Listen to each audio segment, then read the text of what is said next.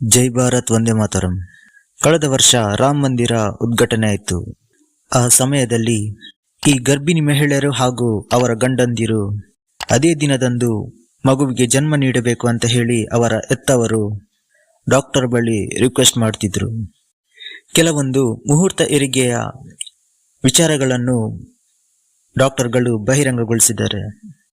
ಈ ಮುಹೂರ್ತ ಹೆರಿಗೆ ಅಂದರೆ ಈ ಮಹಿಳೆಯರು ಪ್ರೆಗ್ನೆಂಟ್ ಆಗಿ ಡೆಲಿವರಿ ಆಗುವ ಸಮಯದಲ್ಲಿ ಯಾವ ದಿನ ಒಂದು ಒಳ್ಳೆಯ ದಿನವಾಗಿರುತ್ತೆ, ಯಾವ ದಿನ ಈ ಹಬ್ಬದ ದಿನ ಇರ್ಬೋದು, ಅಥವಾ ಶ್ರೀಕೃಷ್ಣ ಜನ್ಮಾಷ್ಟಮಿ, ಗಣೇಶ ಚತುರ್ಥಿ, ಹೀಗೆ ಕೆಲವೊಂದು ಯಾವುದೆಲ್ಲ ಹಬ್ಬದ ದಿನಗಳಿರುತ್ತವೆ, ಆ ದಿನದಲ್ಲಿ ಅವರಿಗೆ ಹೆರಿಗೆ ಆಗ್ಬೇಕಂತ ಹೇಳಿ ಡಾಕ್ಟರ್ ಬಳಿ ವಿನಂತಿಸುತ್ತಾರಂತೆ. ಒಂದು ವೇಳೆ ಅವರಿಗೆ ಹೆರಿಗೆಯ ಡೇಟ್ ಆಗದಿದ್ರು ಅದೇ ಡೇಟ್ ಆಗುವಾಗೆ ಈ ಗಂಡಂದಿರು ಒಂದು ರಿಕ್ವೆಸ್ಟ್ ಮಾಡ್ತಾರಂತೆ. ಇದು ಇತ್ತೀಚಿನ ದಿನದಲ್ಲಿ ಈ ಟ್ರೆಂಡಿಂಗ್ ನಡೀತಿದೆ ಅಂತೆ, ಹೀಗಂತ ಡಾಕ್ಟರ್ ಹೇಳಿದ್ದಾರೆ. ಇನ್ನು ಇದರಲ್ಲಿ ಹೆತ್ತವರಿಗೂ ಕೂಡ ಒಂದು ಆಸೆ, ಮಗು ಇಂಥ ಡೇಟಲ್ಲಿ ಹುಟ್ಟಬೇಕು ಎಂಬುದು. ನೋಡಿ, ಎಲ್ಲವೂ ಕೂಡ ನೈಸರ್ಗಿಕವಾಗಿಯೇ ಆಗಬೇಕು, ಯಾವುದನ್ನು ಕೂಡ ನಾವು ಫೋರ್ಸ್ ಮಾಡಬಾರದು. ಯಾಕೆಂದ್ರೆ ಕೆಲವೊಮ್ಮೆ ಇದರಲ್ಲಿ ತಾಯಿ ಹಾಗೂ ಮಗುವಿಗೆ ತೊಂದರೆಯಾಗುವ ಸಾಧ್ಯತೆಯೂ ಇದೆ. ಈ ಡೆಲಿವರಿ ಮುಂಚೆಯೇ ಇನ್ನು ಡೆಲಿವರಿ ಡೇಟ್ ಯಾವಾಗೋ ಕೊಟ್ಟಿರುತ್ತಾರೆ, ಆದರೆ ಕೆಲವರು ಅದಕ್ಕಿಂತ ಮುಂಚೆನೇ ಡೆಲಿವರಿ ಆಗ್ಬೇಕಂತ ಬಯಸುತ್ತಾರೆ. ಇದರಿಂದ ಏನಾಗ್ತಿದೆ ಅಂದರೆ ಈ ಮಗುವಿನ ಮೇಲೆ ಸ್ವಲ್ಪ ಪರಿಣಾಮ ಬೀಳುವ ಸಾಧ್ಯತೆಯೂ ಇದೆ. ಈ ಡೆಲಿವರಿ ಆಗುವ ಸಮಯದಲ್ಲಿ ಒಂದು ಒಳ್ಳೆಯ ದಿನಗಳು, ಹಬ್ಬಗಳು ಬಂದರೆ ಆಗ ಒಂದು ಲೆಕ್ಕ ಬೇರೆ.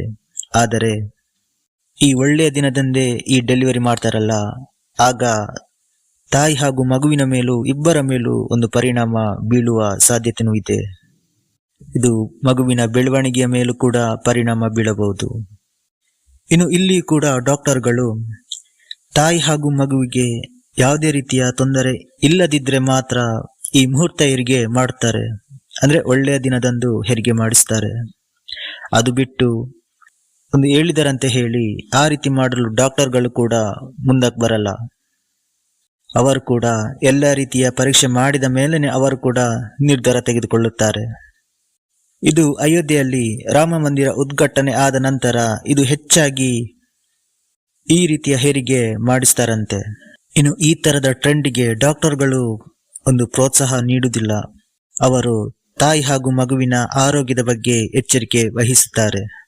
ಇನ್ನು ಕೆಲವರ ಮನಸ್ಥಿತಿ ಹೇಗೆ ಅಂದ್ರೆ ಇಂಥ ದಿನದಲ್ಲಿ ಮಗು ಹುಟ್ಟಬೇಕು ಅಂತ ಬಯಸುತ್ತಾರೆ, ಆದರೆ ಅವರು ಇನ್ನು ತಾಯಿ ಹಾಗೂ ಮಗುವಿನ ಮೇಲೂ ಕೂಡ ಒಂದು ಎಚ್ಚರಿಕೆ ವಹಿಸಬೇಕಾಗುತ್ತೆ. ಅವರ ಆರೋಗ್ಯದ ಬಗ್ಗೆನೂ ಗಮನ ಹಾಗೂ ಕಾಳಜಿ ವಹಿಸಿಕೊಳ್ಳಬೇಕಾಗುತ್ತೆ.